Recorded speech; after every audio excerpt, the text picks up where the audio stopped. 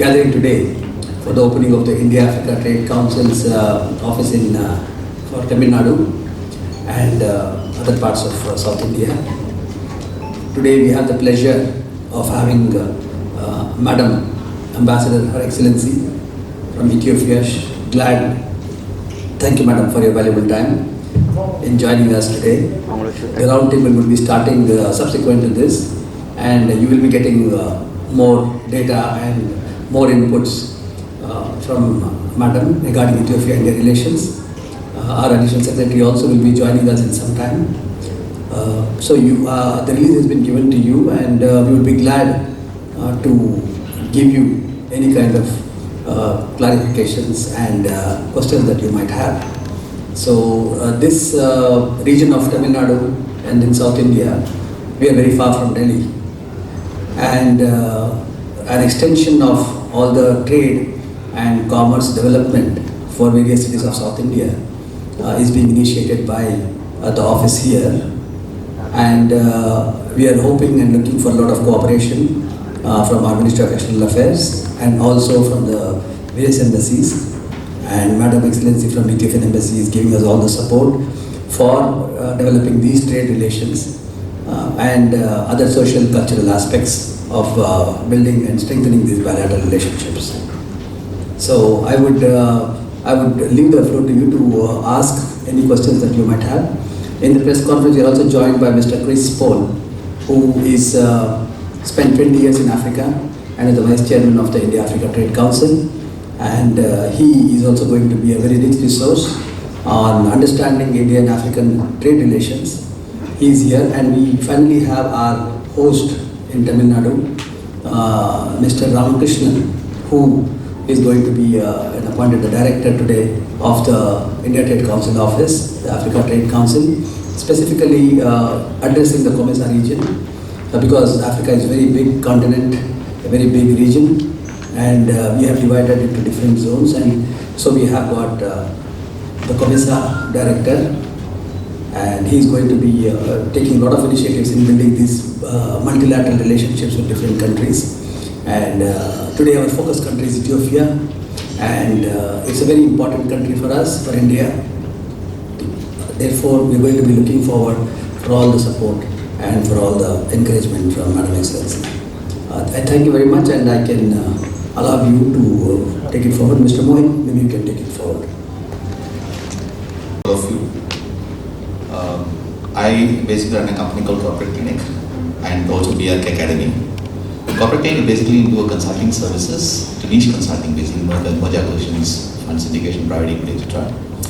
As part of the portfolio, we also handle corporates, which means that across industries we serve.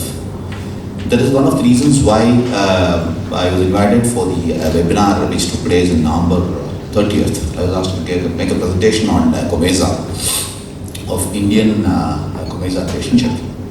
So I did the presentation, where I found that most of the African countries, between Africa and India, we have a lot of things in common. For example, the forest reserves, as also the agri reserves, quite huge, which is not being tapped properly. That's what I feel.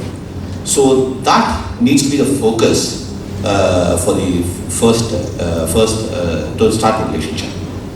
Now, COVID, I think, is one of the key things that is happening in the world. In India, basically, we found that COVID did not affect people who have a good immunity levels, and those people who had a clean life, they are not affected. Disciplined food, they are not been affected.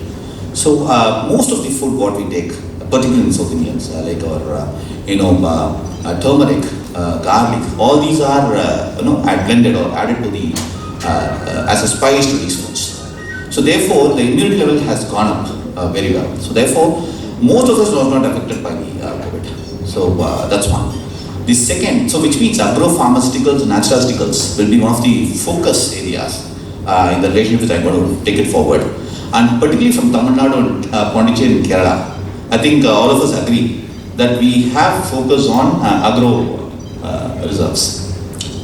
So, for example, I can tell you a few products which you are trying to introduce. For example, for the eye, vitamin A is a key component. It's a product called beta-carotene.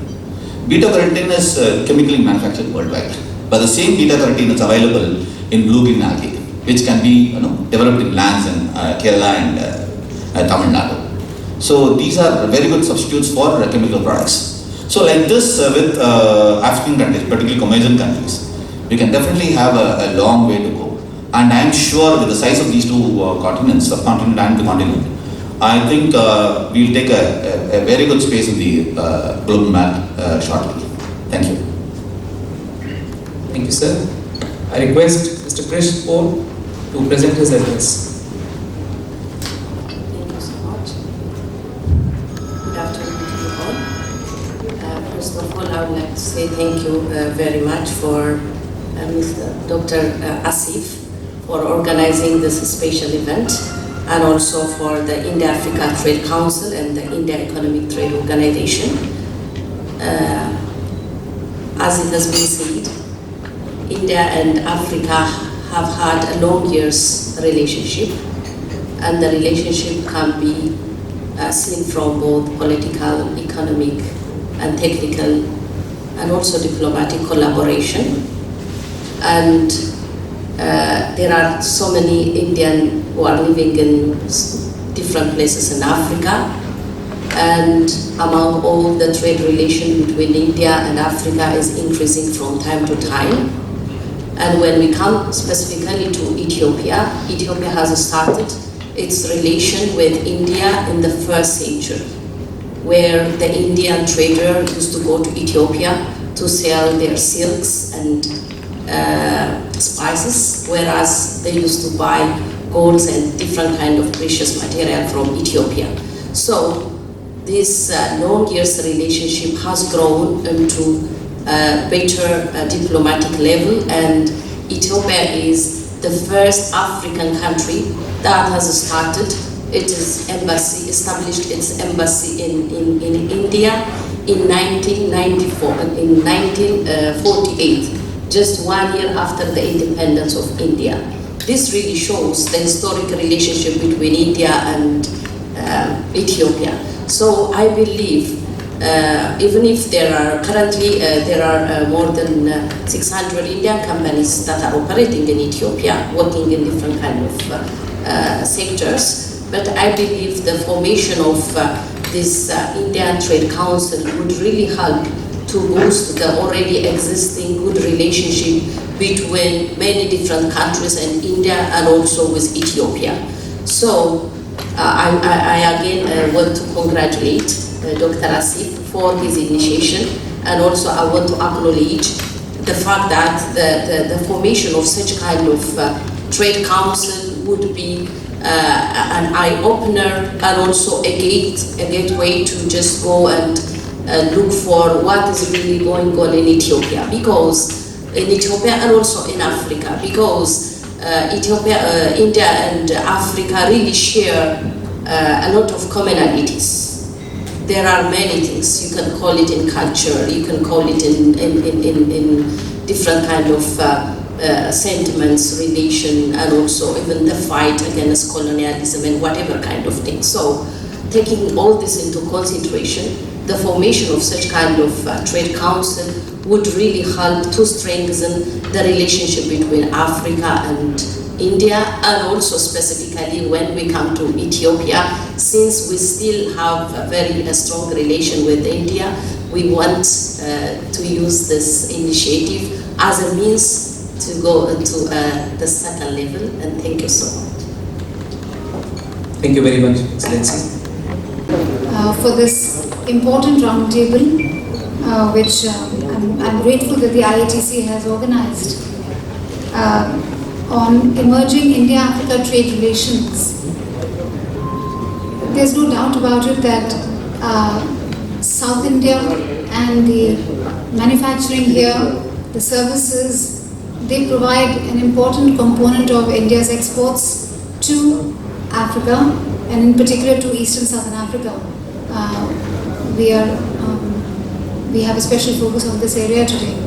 And equally, one of the important things that link India with Ethiopia are our students. a large number of Ethiopian students come and study here in India. Of course, they study all over the country, but since so many good institutions are located in South India, so there too, this is an important and timely visit. So I'm sorry I joined you late, so I'm not perfectly sure what was the discussion about. The press, they had some questions about I think somebody had a question from about the vaccine, what's happening on the vaccine front. So we said no matter the best possible. As a matter of fact, our External Affairs Minister, Dr. S. Jaishankar, met all the ambassadors of Eastern Southern Africa just 2 days ago, and we have discussed India's vaccine diplomacy. We have discussed this matter, and we've explained to our good friends, our African friends, on exactly what to do. India will, of course, stand by Africa in this, the issue of vaccines, as it has in every other matter, and the modality of ensuring access of Africa to our vaccines has been discussed. So our African friends are familiar with it. Our intention with our African partners too is to have the staggering in the same way that we are having it in our own country. That is to say that health workers and municipal workers and frontline workers should be given this vaccine first, and so accordingly we have requested all our partner countries to work out for themselves the quantum of vaccines that they will need right in the beginning, and to communicate it to us, and so that we can clear their export. As you may be aware, the Government of India currently requires to allow or certify the export of the vaccines, and Dr. Jaishankar has explained the two different vaccines that are available, the different modes of keeping them. One needs more refrigeration, one needs less. He also explained that 4 other vaccines are under process and should be ready quite soon, by late March, early April. So we have suggested to our African friends the staggered manner in which they could figure out their own requirements, communicate them to us, and we will ensure that those requirements are met. I'm looking forward to the whole round table. I've seen with interest the people who will be speaking and the areas on which they will be speaking. I'm waiting to hear. The COMESA, as one of the 8 regional economic commissions of Africa, is an important entity, and there are other economic commissions with which too we have ongoing close relations. So with that, I think I will just say that it's a pleasure to be here. I'm very happy that Her Excellency Ambassador Tizita could also make it here. I commend Shri Asif ji for this initiative, and I look forward to going away a bit more enriched, finding out about the Indian exporters from southern India, their issues, what we can do to make this aspect of our relationship, the trade aspect of our relationship, more important and more dynamic. So thank you very much. I look forward to the roundtable.